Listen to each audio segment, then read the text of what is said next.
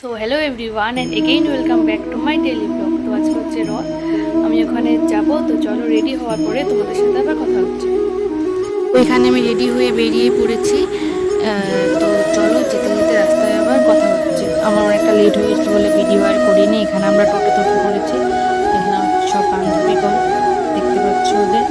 তো চলো যাওয়া যাক। আমরা সবাই চলে গেছিলাম ইসকন মন্দিরে।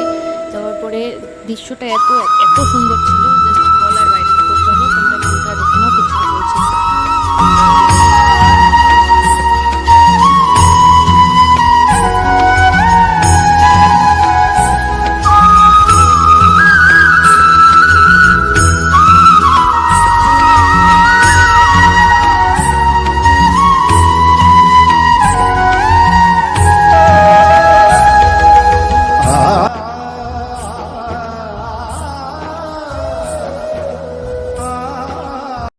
हरे राम राम राम हरे हरे हरे कृष्ण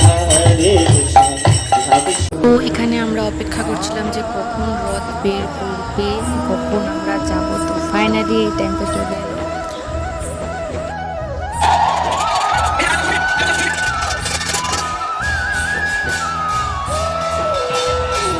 যিনি যুগে যুগে ত্রেতা যুগে যিনি লক্ষ্মণ, দ্বাপর যুগে যিনি বলরাম, কলি যুগে যিনি নিত্যানন্দ মহাপ্রভুরূপে ভগবানের সেবায় নিত্য নিয়োজিত, সেই বলভদ্র মহাপ্রভু রথে আসীন হচ্ছেন।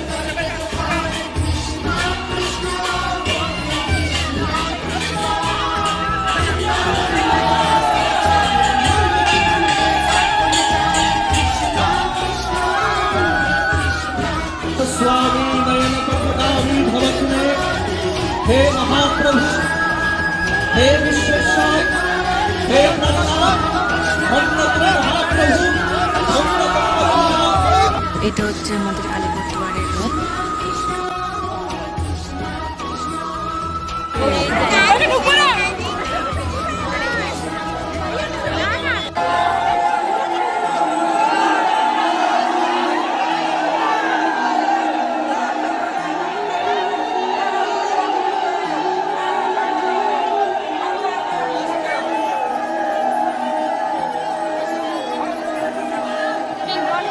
এখানে রথের দড়িও দিয়ে দিয়েছে। তো চলো যাওয়া যাক।